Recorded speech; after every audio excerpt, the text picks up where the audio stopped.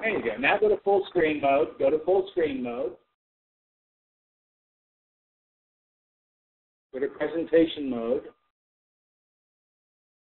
So, all right.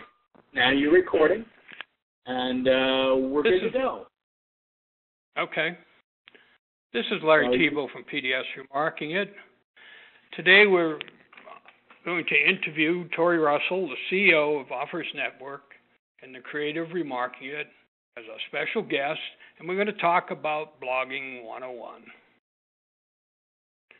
Torrey, what is a blog? Well, as a marketing person, we have to tell our story to our customer. And the problem is, most people aren't ready to hear it when we want to tell it. So on Monday morning at 9 o'clock, I want to tell somebody my story. They may not be ready for it. So I am an expert in my field, as you, Larry, are an expert in your field. And so what a blog allows us to do is to create a place to capture our expert information. Now, we used to go and send out newsletters, and we've tried broadcasting email, and the problem with all of those is that they're invasive. They arrive at a time when I'm not ready to get it. So what a blog allows you to do is to capture that knowledge on Saturday night at midnight when you've got this great new idea and codify it in a place on the internet that can be found. So if you're using proper blogging tools with a company that understands how to help you do that, you will have your message waiting when somebody is ready to buy it. So you know what they say, Larry, the old adage. An ad for something that you want is content. But the minute you've bought that car, that house, or that life insurance policy, it becomes spam. So in the intent of helping people to earn the right to listen to my story, I want people who are interested. A blog, this will give you a place on the internet to post your story, whatever that story of the day is. So what are annuities? What are all the variations of life insurance, riders and policies? What are the benefits? How does it benefit an individual family, single mothers, whatever your market is, your niche? And so this is the process of blogging.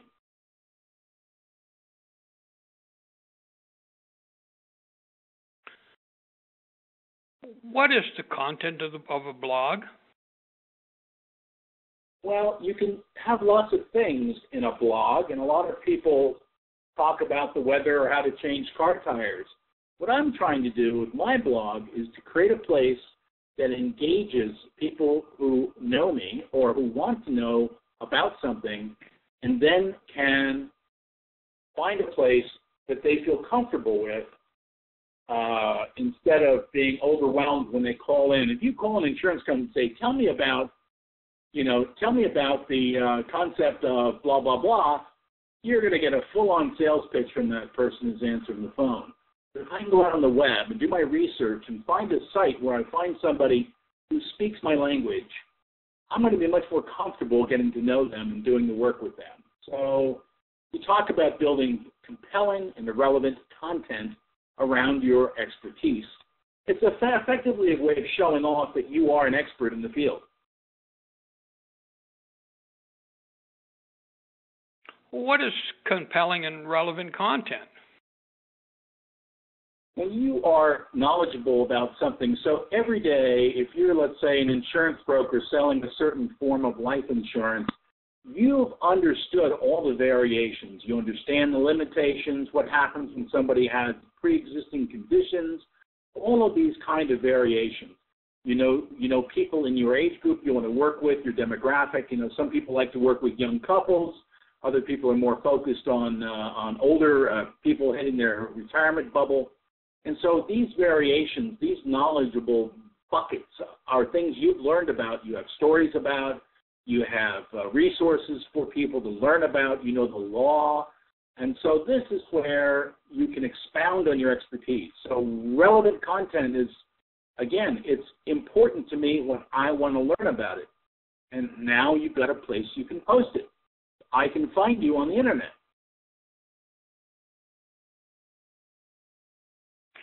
Well, where do you post your blog?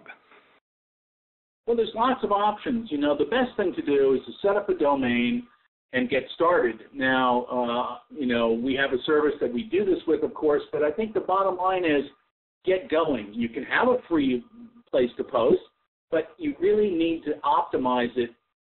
We used to talk about having a website that was optimized for search engine optimizing. That is, that page would be found on the internet. The problem with today is there's many different places people search for data. They search on Google+, they search on LinkedIn, they search on Facebook, on Yelp, on all of these different sites. So it's no longer optimizing a web page, it's optimizing your brand for the internet. So what is it your specialty is? What do you focus on as a target market? And how can we help, or how should somebody be able to do that well? It takes a certain knowledge of how that's done. It's no longer just keywords on a web page, which is what the old way of optimizing your presence on the internet. Well, how do we get people to read the blog? Again, I think it's important to differentiate. In the traditional marketing, that's called push advertising. So if I call you on the phone, I am interrupting you.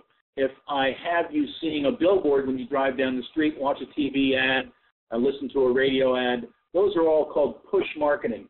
In the new paradigm, individuals do research. In fact, studies have shown that an individual will spend as much as 180 days researching a subject before they contact a broker. And so this process of understanding that they're out there searching the internet looking for this content, if you have this content, the cream will rise to the top and your blog will be read. This is the key element of earned marketing. In other words, you earn the right to communicate with them after they've self-identified that they're interested in who you are. Now, we have other techniques of automating this process. We want to talk about basics of blogging today.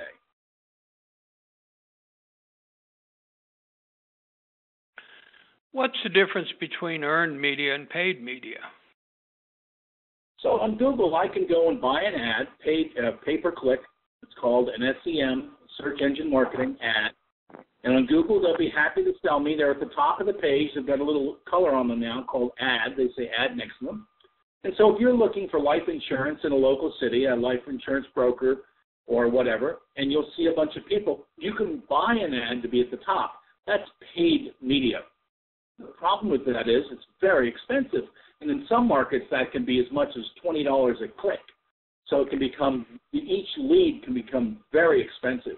But if you generally create an environment of knowledge about what you do in your market, and you disseminate that to multiple social media pages like LinkedIn, Facebook, Google+, and so forth, you will generally be viewed in your area as an expert in the category, and you will earn the right to have people who will self-identify that they need this information. Of course, there's many other techniques about getting people to find you, but the concept of this is now earned media. What questions are most important when setting up a blog? I think most people don't get the basics of blogging because they're trying to get too much science into it. I like to think of it like getting a piece of paper and writing a one-page presentation about a specific target subject. So I find one question that I find important that would be important to my clients, and I try to write a concise and clear explanation of what that is. So setting up the blog, people try to do too much science, if you will, behind it. They're worried about all these other things. But the reality is, think of it simply like getting your word processor and generating a one-page document or the old yellow pad of paper. And I think this is the part where there are companies out there that will help you do this and get you away from all the back end. Who cares what that is? Just let me do my job. Because I don't really want to know much more about it than I'm going to go do this, and it's going to give me results, right? And just like I don't try to fix my car anymore. When was the last time you actually tried to work on your car? My God, have you lifted the hood of your new car? It's unbelievable. There's no way. And yet I used to be quite adept at that as a young man. You know what I mean? What should the headline be to my blog? Well, remember, you've got people that are going to do a search. So if you go out and do a search right now, let's say, for example, how to buy an annuity, what would be the classic search? As you start to type that into Google, you will start to see keywords that Google will suggest. So those phrases are important to match around the category that you're writing about. So whatever the category is, start typing it into a Google search box, and Google will self-identify phrases that it looks like it should give you. That's showing you the most searched phrases. And so these are called long-tail searches. And the idea is that you're wanting to match that, because now when you go and look in the search results of that and look down the page, you get a little snippet of what each page says, right? And so one of it's the headline, and then there's the start of the body. If it's a properly designed page, you'll see a little 2 or 3 lines of text. And so you want to identify this area as the header, and then the body, the first 2 or 3 lines, snippet of information, so that when people are looking for that, they see exactly what they're looking for. So you don't start off, well, when I was a young man and I used to go skiing, well, that's not talking about my category of interest here, is it? So you want to really target and push. In writing, we always talk about push the message to the headline, push the message to the top. If it's not in the first couple of sentences, you're going to lose somebody, or they won't click on you. You won't earn the right to have them click on you. What are the common pitfalls when writing blogs? Not targeting to my interest, not keeping a constant vigil. Every week, you should be writing at least 2 or 3 blog presentations about what you do. Now, here's the secret. Google will rate you higher the longer somebody's on the page. Now, if you also put in relevant links to other sites that explain or help to elicit information about that subject, you'll also earn value. So the biggest pitfall I see is they don't put the proper information in the first 2 or 3 lines to capture the imagination of somebody to click on my link. And then there should be a video on that page. You should have a video on every page in this world these days, because a video will engage somebody for up to a minute or 2. Don't make it more than 5 minutes. And it can just be a smartphone video, frankly. The key here element is this. The average time on a web page, these are web pages, is under 7 seconds. So if your page is 54 seconds because they start to watch the video, Google thinks you must have some relevant information, and they will rank you higher. You'll move up on the search results as a result of that. Your brand is enhanced. If they find that you're writing stories and they're out on all these other different sites, the search engines like that. So disseminating your blog to multiple sites, talking to people and getting proper links back to information, and keeping focused on the target subject. Stay concise. Don't go wandering away, telling a life story. It's not what people want.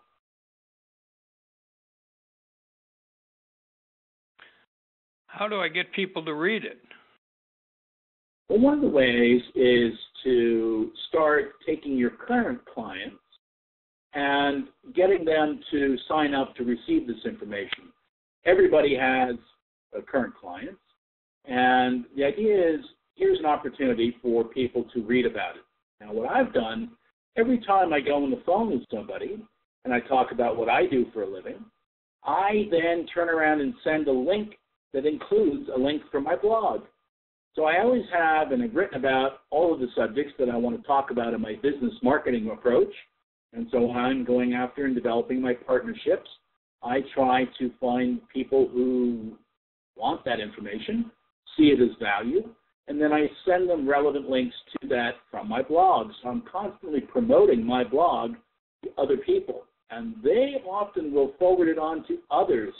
And now my blog is starting to generate clicks from different domains, from different people, through backlinks, that's called, and it gets higher relevancy.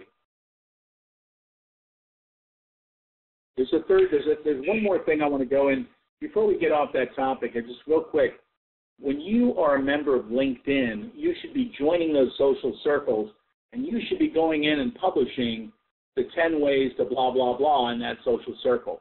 I mean, look at the relevant circles in LinkedIn as an example.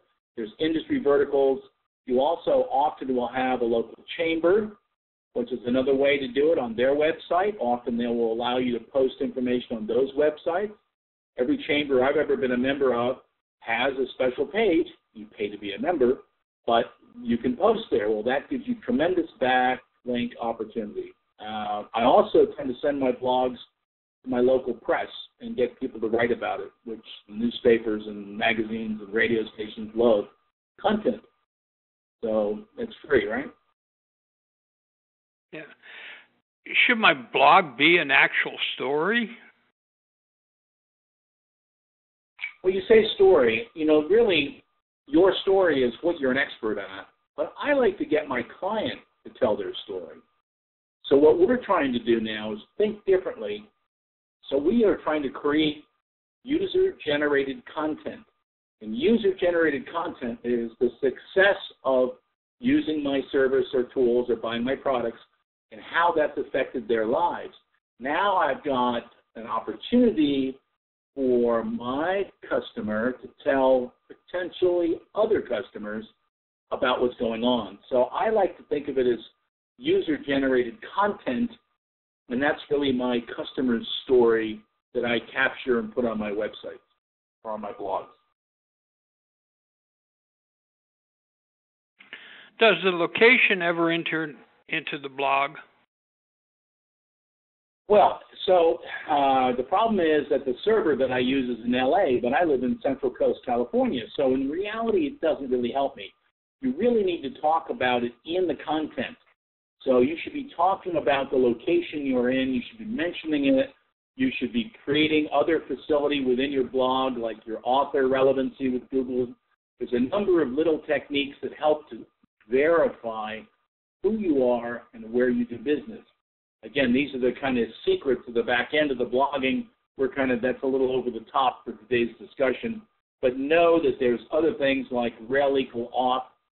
Rel equal auth is a requirement that Google says, I got to know who you are, and you need to verify who you are with me before I really will let you show up on them. You've done those searches where you see a picture of somebody and then a little snippet.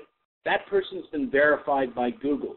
And so these are some of the little tricks about learning who you are and who you are, and then Google will validate you on your Google Plus page.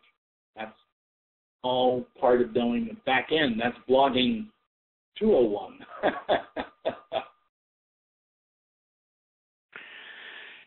Is it proper to pitch my product on the blog? I think that there should always be a pitch at the bottom of every page in a little way, in a nice, gentle way, that helps people to remember why they're there. So the fact is, if I'm going to tell somebody about how to get their authorization that validate them as a Google person on Google Plus, at the very bottom of that, I would put that Remarking.it does these things. And so there's nothing wrong with the tagline, and there's nothing wrong with using your product to tell your story. I was selling a life insurance with a medical rider, which, the husband suddenly was diagnosed with diabetes, blah, blah, blah. And so now you're telling the story, but it's as a result of you selling them the product. So there's nothing wrong with that. Not really pitching it, you know what I'm saying? Well, thank you, Mr. Russell, for your insight today. And we really appreciate you sharing your insight into blogging with us. Thanks, Larry. Talk to you later. Thank you. Bye. Okay.